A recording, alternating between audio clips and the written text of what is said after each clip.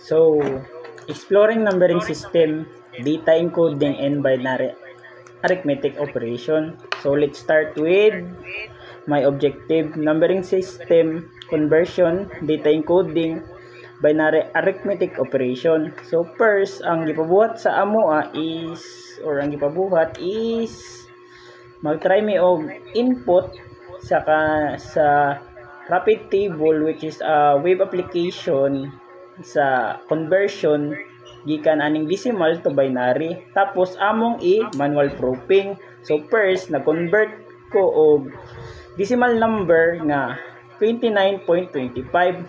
so gi-convert siya into binary. So ang naitabo pag convert niya into binary, ang result is 11101.01.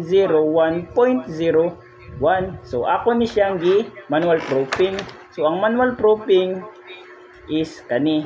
So unsay nahitabo sa akong conversion? First, ang pinakaunang gibuhat akong first step is ang decimal ako siyang gi-multiply sa 2 raised to 2. So akong result is 117. Tapos kay gi-multiply man ako siya sa 2 raised to 2, ako na po siyang i-divide sa 2. So which is 58. Tapos nasa remainder nga, so sa remainder is pag naka-remainder is 1, pag wala is 0. So after na po na ang 58 i-divide na po sa 2 na yung 29, wala siya remainder. Tapos ang 29 i-divide na po sa 2, 14 na siya remainder. Ang 14 i-divide sa 2, 7, wala siya remainder. Tapos 7 divide sa 2, 3 na siya remainder. Tapos so on and so on. So akong result is 11 ikan sa kani. So 1110 101. So same ra akong result gikan sa akong conversion gikan sa web application padulong sa akong manual proofing. So next na pod na-convert na pod ko decimal to hexadecimal. So same number gyapon akong convert gikan sa 29.25 gi-convert na po na ako siya padulong sa hexadecimal. So ang result niya sa web is 1D.4. So next akong ipakita ako manual proofing. So nara ko manual proofing. So 29.25. So ang step 1 na po na ako na po siyang gi-multiply. Pag man ako siyang multiply, kay ang hexadecimal is na siya base 16 siya numbering system. So ako siya divide by 16. So na siya remainder nga 4 niya. Ang quotient niya ako na pong divide by 16 na pod. Tapos ang remainder niya is 13. So 1 na pod ako na pong divide sa 16, which is 0. Tapos ang remainder niya is 1. So gikan sa ubos padulong sa taas ang pag-out ani. So gikan sa 1, tapos D, nganong D man na nya 13 man diriya, kay ang D sa tawagan ni sa binary is 13. So mo nang D na siya. Tapos 4 dayon 0.4 kay naman tay point. Tapos next na po nato convert na po tagikan sa binary to decimal. So yan sa binary to decimal is 111 atong butang. Tapos iyang conversion is 31. Next ana sayon ra kaya akong pag-convert niya. So gikan sa 1 is nagbutang ko og nag-count ko 1 2 4 6 1 2 4 8 16. So pag umana na ako na siyang multiply add tanan. So may mo siya og 31. Same lang po na siya sa uban. Pero pag og na kay 0, ang ginabuhat lang nako is katong na 0 nga part ako siyang gina-cancel out parehas ani nga example. So naman ni siya ay 0. So gikan sa 1 1 0 1 1. So 1 2 4 8 16. Diba? Tapos mo to 27 siya. Tapos next, binary to hexadecimal. So binary na pod padong sa hexadecimal. So ang gi-convert ani is 1 1 1 1. Tapos yung result is F1. Tapos di na nira siya pag-convert siya. So manual proofing na ko. So naman tay ang hexadecimal biya padung sa ang binary padung sa hexadecimal is kuan ni siya, ina ni siya. Ang binary is 4 lang. Tapos 5 man ni siya. So ikan sa 4 ako na siyang iya ko ra siyang limit sa 4. Tapos katong 1 nga nabilin ako na po siyang dugangan ng 0 para may mo siyang upat. So namatay 4 ka natay 111 which is ang equivalent niya sa table is F. Tapos naputay 100 which is ang equivalent niya sa table nato sa binary is 1. So mo nang siyang nahimo na siyang 1F. Next na po nato is hexadecimal to decimal. So akong i-convert ani nga number is 31. Ang result is 49. Di na niya ako sa pag-convert. So 36 hexadecimal man siya. So ako ra siyang gi-multiply sa 16. So ang result niya is 49. Tapos next, data encoding na punta. So sa data encoding ang gipabuhat is mag-input me og anything sa website nga base 64 encoding. So nag-input akong gibutang is gi-input ako kung pangalan JB. So ako siyang gipa decode sa sa web application. So ang conversion niya is kani gikan sa kung pangalan nahimo siya og SKF CBKIF. So mo na ang base 64 sa akong pangalan nga JB. So pag umana na manual proofing na pud siya. Ang anong nahimo man ng SKF ZBKIF akong pangalan nga GB nga na-convert sa base 64. So conversion sa pagkitabo niya. So sa AXI akong pangalan nga JAYBIE is nasa binary value sa table sa AXI nga 74, 65, 69, 66, 73 ug 69. So sa ang kanapod napud siya sa table, napud na siya value sa binary nga 01001 010 sa J sa 74 and so on. So ang imong buhaton ana is imo na siyang isunod, iuban na nimo siya. So imo nang idikitanan. So gikan sa J A kani iuban na nimo siya. Tapos pag uban nimo siya uban, imo na siyang i-divide by 6. So tungaon na nimo siya unom kaunom. So gikan kani 0 0 1 0 0 1 0 diya na siya tungaon na nimo siya dira. Tapos sugod na pugag 0 1 0 0 0 0. So which is mo ni naitabo diriya. Tapos sa gikan man to sa AXI table nga kuan mo na ang conversion niya sa base 64 is tungaon siya kaunom kay mo man ang base 64. So sa base 64 na po na siya table. So ang table na po sa base 64 na siya equivalent value sa yang decimal nga katong 01 kani 010010 nga decimal value nga 18. So which is ang 18 nga decimal yung value sa base 64 is S. So another na po 100100 yung decimal value is 36 nga which ang equivalent value niya sa base 64 is K. And so on and so far. So mo balik-balik ra na siya. So mo na nga kung pangalan nga JB, nahimo siyang KSKFZBKIF. Next, image to binary. So ang next nga gipabuhat is ang image i-convert siya into a base 64. So narang conversion gikan sa website iyang conversion. So nag-upload kog image tapos i-convert na ko siya sa base 64. So mo na ni siya kaning mga kuan. Tapos mo ni siya ang image nga akong gi-upload sa base 64.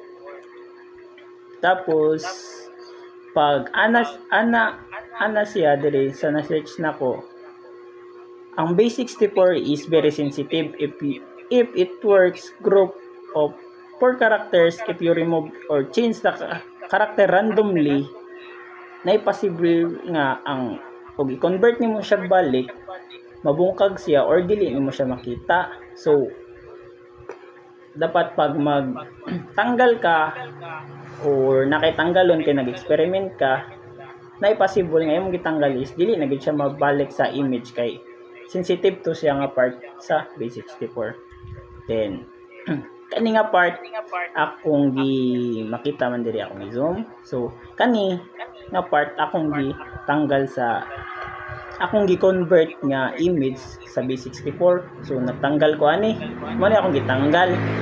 Tapos pa-convert na ko siya sa base 64.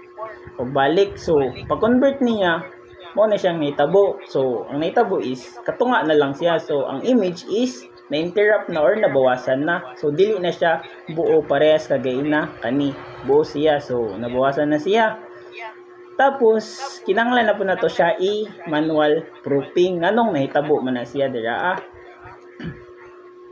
So katong key-in na kung so i-manual proofing na to nganong kana nga part unsa to siya labot niya dito So i-manual proofing siya. So same kagay na si NEYFWKIZ is nasa decimal value na 13, 4, 55, 22, 36, 34, 25.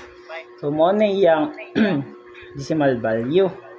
So next is katong yang decimal value ato siyang i-convert into binary. So na ang binary niya ng value na pud ang 13 is 001101. So mo na yang binary value. And so on and so far sa 25 is 011001. So convert mo siya sa binary. So same na pud siya, imo siyang iuban tanan tapos katong 6 pag mo na po nimo siya 8 para mo siyang ASCII code. Tapos same magyapon kagain na tungaon siya ka 8 para mo siyang ASCII. Then sa ASCII na po niya nga value na po siya decimal of hexa na value. Nga makita nimo diri is ang 0011011 is nasa decimal value nga 52. Then so on and so far. Then so mo na siya ang nahitabo atong gitandog nga image nga mo na siyang value sa atong gitandog dito nga part sa image nga atong gi-convert sa base 64. So mo na yang value sa ASCII o sa base 64 nga atong gikurian atong gitandog nga nautro ang image. So next is binary arithmetic operation. So binary arithmetic operation first is gamit yapon nato ng rapid table nga website para mag-add, mag-subtract, mag-multiplication o mag-division. Tapos napod tayo manual proofing. So first nato ani is addition. So natay value diri nga 1101, i-add nato sa 1011. So atong result is natay 11001. So nganong nahitabo man na siya. So 1101 ay 1 plus 1 is 0, 1. So, carry. So, 1, 1, 1 plus 1 is 0, carry 1. So, 0, carry 1 na po. So, 1 plus 1 is 0, carry 1. So, carry na po siya. So, 1 plus 1, 0, carry 1. So, plus 1 is 1, 1. Muna siyang result na to. So, same ra siya diri. So, 1, 1, 0, 0, 0. So, same ra. Tapos, next na po, subtraction na po. So, same value ra gyapon. 1, 1, 0, 1. Subtract sa 0, ay 1, 0, 1, 1. Tapos, ang result niya is 10. So, akong gibuhat dire is ang binary nga kuan, ako siyang gi-convert sa decimal para mas dali siya na ako ma-subtract. So, ang 1101 is equivalent niya sa binary ay sa decimal is 13, tapos ang 1011 is 11. So, dali ra siya minus, no? Minus ra mo ang 13 sa 11. Pila man? 2. Tapos, pag kumana po na ako na po siyang i-convert sa binary, which ang value niya is 10. So, same ra siya diri sa result na ko sa website nga. So, sakto. So, next na po. Multiplication na po na ko siya. So, same value ra gyapon. So, na po tayo result diri nga 10001111. So, ako na po siyang tawagan ni. Ako na siyang manual proofing. So, manual proofing na po na ako is ang pinakauna na ko diri is nako duha ka gibuhat. So, pinakauna na ako gibuhat kaning ako siyang gi-convert sa decimal o sa manual proofing ra nga wala sa gi-convert sa decimal. So, pinakauna ang 1101 is 13 may ang value sa decimal, tapos ang 1011 is 11 yung value sa decimal. So, multiply na siya. So, ang result is 143. Tapos, ang 143, ako na siyang i-convert sa binary. Then, sa PCAS dire, makita ninyo ang manual proofing. So, isa-isa gid manuhon ginato siya o multiply. So, 1 times 1 is 1, 1 times 0 is 0, 1 times 1 is 1, 1 times 1 is 1. So, 1 times 1 is 1, 1 times 0 is 0, 1 times 1 is 1, tapos 0 times 1 is 0, 0 times 0 is 0, 0 times 1 is 0, 0 times 1 is 0. Tapos 1 times 1 is 1, 1 times 0 is 0, 1 times 1 is 1, 1 times 1 is 1. Tapos, yan na po na to siya. So, 1, 1, 1,